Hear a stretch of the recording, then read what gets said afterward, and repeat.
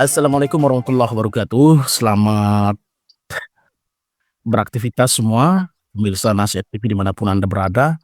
Pada kesempatan kali ini kita berbincang bersama dengan Ahmad Syakir, seorang analis isu-isu terkini tentang isu ekonomi dan ketahanan pangan. Assalamualaikum, Bang Ahmad. Posisi di mana sekarang? Ya, waalaikumsalam warahmatullahi wabarakatuh. Saat ini lagi di Kota Pekalongan, Kota Batik. Pekalongan ini kayak kota kreatif dunia, begitu judulnya.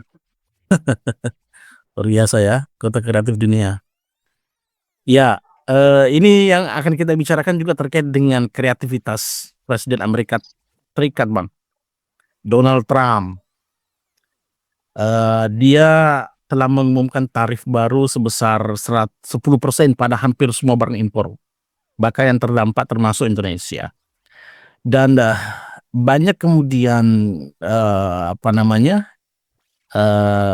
kekhawatiran ini akan berdampak terhadap aspek-aspek sektor real dan kemudian juga berpengaruh pada lapangan kerja yang menurut beberapa analis akan melahirkan, ya diprediksi bisa saja menimbulkan pemangkasan tenaga kerja begitu.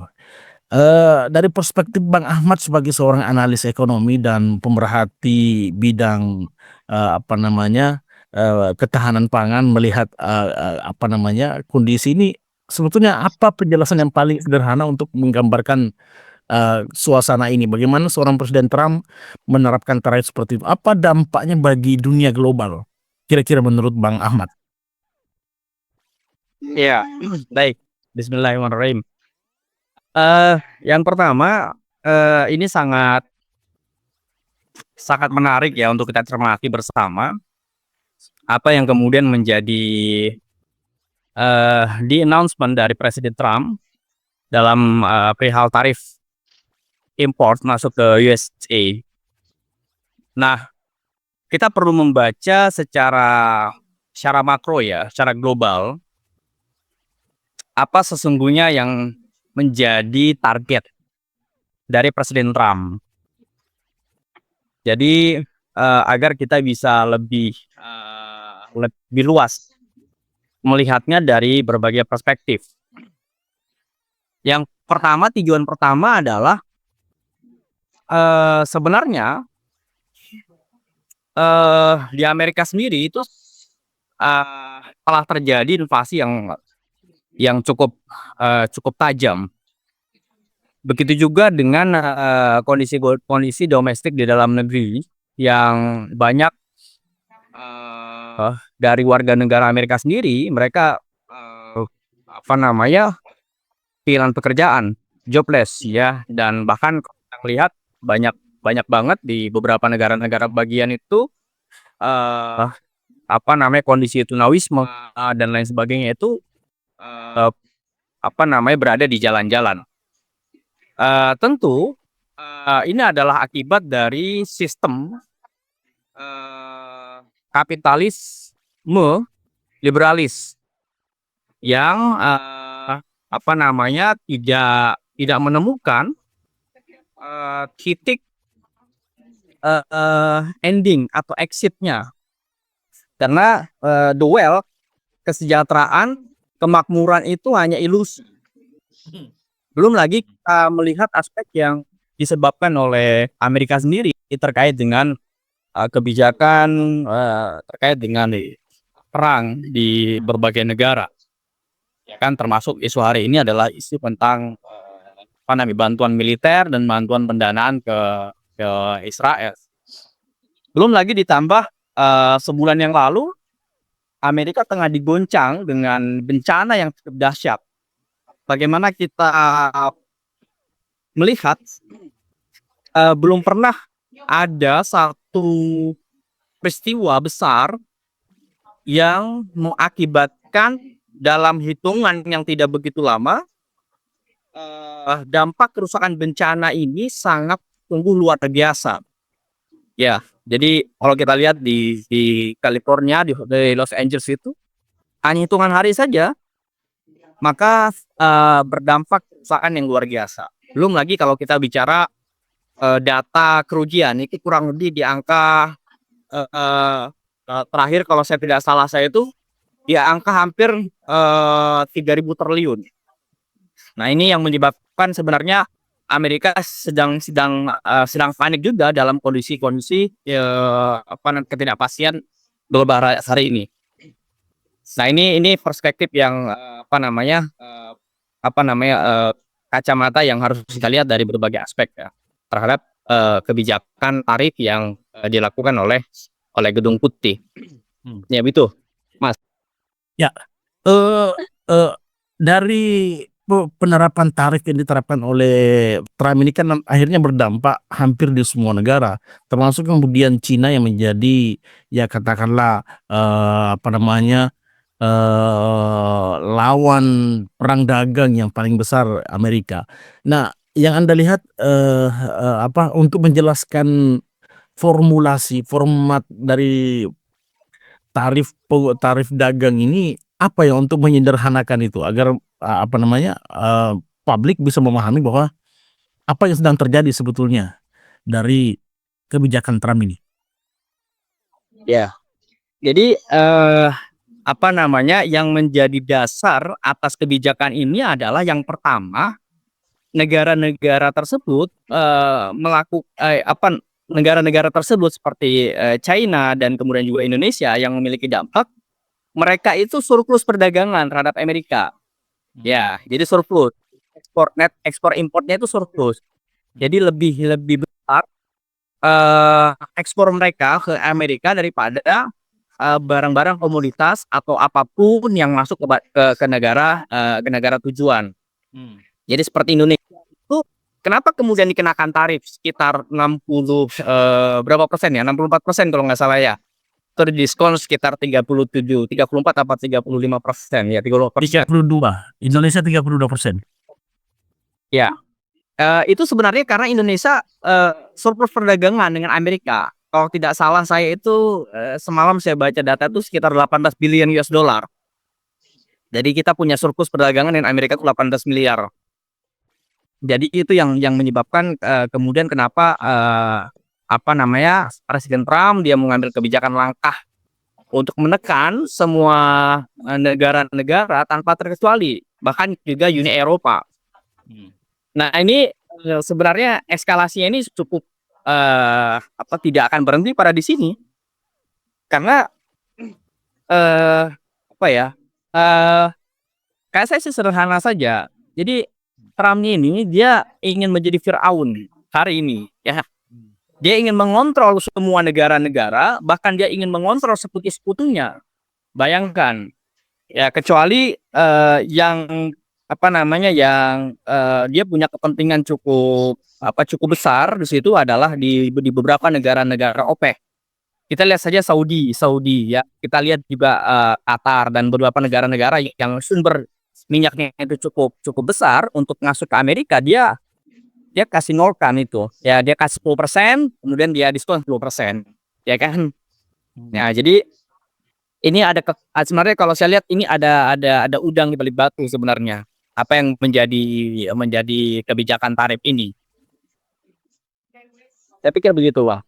Ya, apa namanya ini kan pemerintah mesti kemudian mengambil respon yang tepat dan strategi yang baik agar kemudian penerapan tarif ini tidak signifikan pengaruhnya terhadap dunia usaha.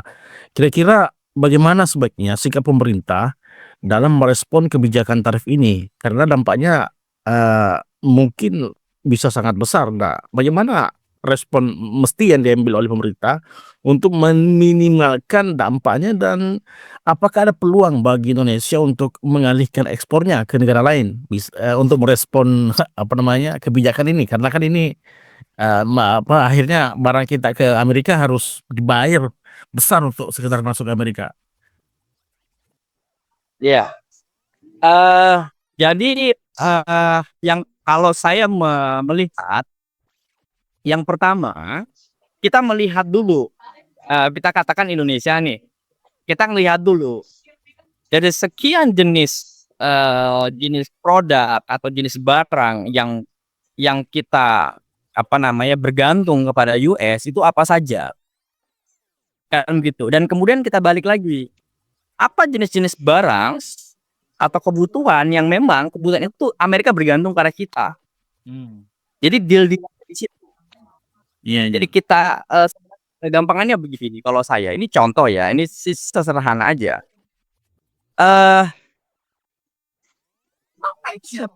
Salah satu yang melatar belakangi kenapa Indonesia juga dikenakan tarif, salah satu selain surplus perdagangan kita sebesar 18 billion US dollar atau 18 miliar US dollar itu adalah kebijakan Presiden Prabowo terkait dengan harus parkirnya DHE 100%.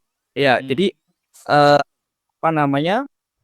devisa hasil ekspor itu harus parkir dulu di perbankan nasional agar dia bisa menjadi putaran ekonomi di dalam negeri.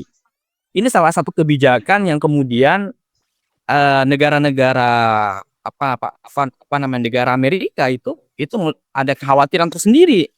Wah, ini Presiden Prabowo ini bukan sesuatu yang yang bisa kemudian didetail lagi gitu kan.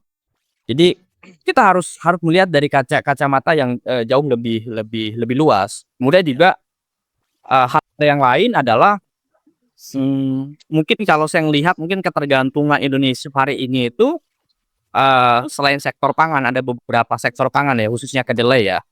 Kemudian ada beberapa sektor-sektor yang lain. Contohnya adalah F-16 Falcon ya. Nah, itu kalau sederhananya begini. Saya melihat trade war ini sementara saja. Karena eskalasi bisa berkembang kepada weapon wars. Jadi akan berdampak pada perang senjata ini, ya kan? Atau unjuk kekuatan alutsista, ya. Jadi alat utama sistem persenjataan. Jadi Indonesia hari ini harus tegas, jadi begini, Indonesia hari ini harus betul-betul berdiri di atas kaki sendiri dan kemudian jangan kemudian lagi didikte oleh negara superpower seperti Amerika. Kalau kemudian kita masuk kepada bridge, ya di sana ada kubu Brazil, Rusia, China dan lain sebagainya, maka kemudian secara sistem persenjataan ya udah kita kembalikan aja itu, ya kan? Semua yang yang berlabel dari made in USA gitu kan. Ya udah kita ambil sepenuhnya, ambil ke China, aku ambil ke Rusia. Udah. Kita akan bisa mengatakan kepada Washington, ya you ambil aja nih barang you gitu kan, you embargo silahkan gitu kan. Karena beberapa teman-teman saya pernah terlibat beberapa diskusi dengan teman-teman di Polri dan TNI. Itu kita pernah kena embargo terkait dengan jet tempur. Bayangkan kita boleh membeli unit jet tempur, tapi kita nggak dikasih peluru kendalinya, rudal yang nggak dikasih. Ini kan kayak lawak aja. Bahkan itu saya pernah mendapat informasi ada ahli-ahli di Malang itu yang membuatkan sendiri rudalnya. Jadi jet tempur itu dibuatkan. Jadi F-16 itu nggak dikasih, tapi dibuat sendiri. Nah ini tentu alih teknologi, ya kemudian transfer teknologi dan sebagainya ini harus menjadi satu kesinambungan yang tidak bisa dilepaskan dari keberlangsungan ekonomi di dalam negeri. Nah, yang selanjutnya adalah kalau kita lihat kenapa Amerika itu begitu kuat, begitu superpower, ya begitu powerful, karena ada sesuatu yang memang harus kita ambil contoh atau kita mengambil contoh dari mereka. Sebagai contoh adalah kenapa mereka banyak maju di berbagai bidang. Karena ternyata anggaran spending dari APBN mereka terhadap R&D, terhadap research and development itu sangat besar. Jadi dukungan kepada para peneliti itu sangat besar. Sehingga hasil-hasil dari riset itu yang kemudian akan diaplikasikan ke dunia ke dunia pangan, ke energi, ya kan, ke transportasi dan lain sebagainya. Ya ini yang kemudian harus dipikirkan secara lebih serius lagi. Untuk kemudian Indonesia ya dan khususnya pemerintahan Bapak Presiden Prabowo itu kemudian tidak lagi gentar dan takut. Apalagi kita saat ini kita sudah punya Danantara. Danantara itu kita punya capital sekitar 900 miliar US dollar. Kemudian di BRIDS sendiri sudah ada New Development Bank, ya kan, NDB, yang kita sudah menjadi bagian dari peserta. Jadi pesertanya, dan itu berpusat di Shanghai. Itu modal awal dari NDB itu kurang lebih sekitar ada 100 miliar US dollar. Ini adalah pendanaan bank yang diikuti dari anggota-anggota BRIDS ini. Jadi seperti itu dia, Mas. Satu lagi yang ingin saya garis bawahi adalah kenapa kemudian kita ngelihat peta ada Uni Eropa dengan euronya, kemudian ini BRIDS ingin dibuat tandingan baru terhadap Amerika, karena siapa Amerika sesungguhnya kan kita perlu melihat. Maka di situ ada kelompok yang namanya The Fed, ya, Federal Reserve, ya, Bank Sentral Amerika. Siapa itu Bank Sentral Amerika? Itu kan didirikan oleh keluarga Rothschild. Siapa itu Rothschild? Rothschild itu Yahudi. Bayangkan mereka cetak dolar sesukanya. Mereka bisa cetak dolar kapan saja. Mereka bisa cetak dolar berapapun, karena cadangan devisa emas mereka itu 8.800 sekian ton. Sedangkan kita di Indonesia mungkin tidak 1.000 ton. Padahal kita punya Freeport, ya kan, kita punya Newmont, gitu kan. Makanya kebijakan Prabowo terhadap kebijakan RI sejak Presiden Jokowi tentang bicara hilirisasi dan sebagainya, itu berdampak pada ekonomi mereka. Ya sederhananya begini, kita ini punya kekayaan alam yang luar biasa banget. Masa kita kirim mentahan doang gitu kan? Iya. Nah ini akal bulusnya negara-negara maju. Makanya Dewan Ekonomi Nasional, Opung udah bilang tidak ada negara-negara maju yang jujur, ya kan, dan terbuka yang ingin menjadikan negara-negara berkembang ini akan maju gitu loh kan. Jadi ya kita harus berapresiasi lah kepada siapapun pejabat hari ini di Indonesia yang sudah mulai berani menantang tatanan sistem global ini, ya kan. Nah, satu lagi yang perlu digarisbawahi adalah kalau kita melihat kebijakan tarif ini, sebenarnya ini merusak tatanan ekonomi global, ya. Mungkin saya mengistilahkan, saya sebut dengan diskusi dengan teman-teman di USA Today itu begini, saya bilang, ada komentar saya yang ada beberapa yang nge-like sih, begini, istilah saya Trump's joke, ya. Jadi Trump's joke. Jadi ini joke-nya Trump gitu kan. Ya, jadi ya joke-nya Donald Trump gitu kan. Ya terkait dengan di economic political will-nya dia gitu kan. Karena unik memang, pribadi Trump ini unik. Dia ini gabungan mafia, dia gangster, dia politician gitu kan. Kemudian juga agak gelo-gelo lah. Terakhir juga kita lihat Presiden Prancis Emmanuel Macron juga dia akhirnya dia angkat bicara juga gitu kan. Bahkan dia ingin memberlakukan tarif yang sama. China juga begitu, dia akan memberlakukan tarif yang sama. Nah, tinggal kita di Indonesia juga begitu. Kita harus memberlakukan tarif yang sama. Bahkan kalau bisa kita kasih lebih tinggi tax-nya gitu kan, supaya kedelai mereka tidak bisa masuk lagi ke Indonesia, dan kita bergabung dengan teman-teman IPB. Yuk kita ambil satu project. Kalau kemarin Bro Isam itu di Maroke dia cetak 1 juta hektar sawah baru. Nah, ini kita coba galakan 1 juta hektar kedelai gitu kan, agar kedelai domestik dalam negeri ini terpenuhi dari bumi pertiwi gitu kan. Ya udah, kita nggak butuh kedelai lagi gitu, kita punya sendiri. Nah, ini pentingnya kita menyerang balik begitu kan. Ya. Saya pikir begitu, Bung. Ya, menarik tadi bahwa dengan adanya penerapan kebijakan tarif ini, mau tidak mau Indonesia harus punya bargaining tersendiri juga. Tadi saya menangkap poin bahwa ini momentum bagi Indonesia untuk melakukan hilirisasi, tidak lagi kemudian apa mentah di sini kemudian dibawa keluar lalu kemudian kita harus membeli dengan biaya yang tinggi. Nah, kira-kira ini tepat nggak menjadi momentum penguatan hilirisasi, dan seberapa besar kemungkinan kebijakan ini memicu ketegangan ekonomi atau perang dagang antara Amerika dengan Indonesia atau negara-negara secara umum yang kemudian terdampak dari kebijakan Trump ini, Bung? Ya, tentu ini karena sudah ditabuh ya gendang perang kan begitu. Ya kita layani begitu kan.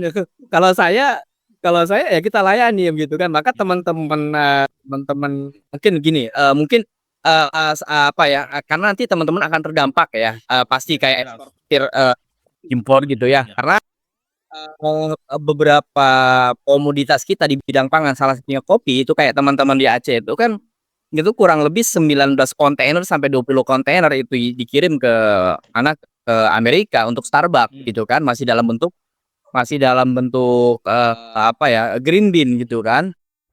Nah, ke depan kita akan coba tawarkan ke mereka, kalau Starbucks you masih mau, ya nggak apa-apa. Tapi ini gimana ini terkait dengan apa kebijakan baru gitu kan. Nah, di situ kita perlu ya lobby, kita perlu nego gitu kan.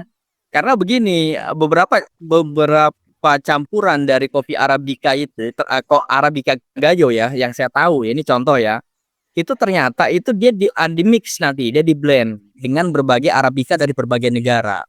Tapi ada tapinya nih, ini ceritanya ya, cerita teman-teman yang memang terjun di perkopian itu kopi Arabica Gayo itu semacam kayak apa ya? Kayak mungkin kalau kita masak itu kayak ada apa? Kayak ada royconya gitu ya. Kayak ada garamnya gitu. Jadi yang buat nikmat itu tuh salah satu blendnya itu dari Arabica Gayo. Nah, kalau kemudian kita bisa mampu untuk kemudian bisa melakukan negosiasi ulang dengan teman-teman di Starbucks atau importer di Amerika, ya it's okay. Yang kedua, tentu pemerintah Indonesia harus memberikan insentif, memberikan bantuan, ya kan, memberikan bantuan kepada para pelaku eksportir agar mereka tidak terkena dampak terhadap kebijakan tarif ini. Nah, itu saya pikir karena ya saya yakin Pak Prabowo akan mensupport itu ke teman-teman eksportir gitu kan. Jadi ya mungkin mendapatkan insentif apa dan sebagainya gitu kan.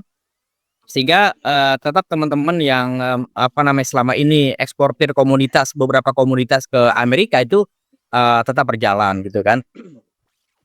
Belum kita bicara nilam. Minyak nilam itu kebutuhan US itu 72 ton dalam 1 tahun.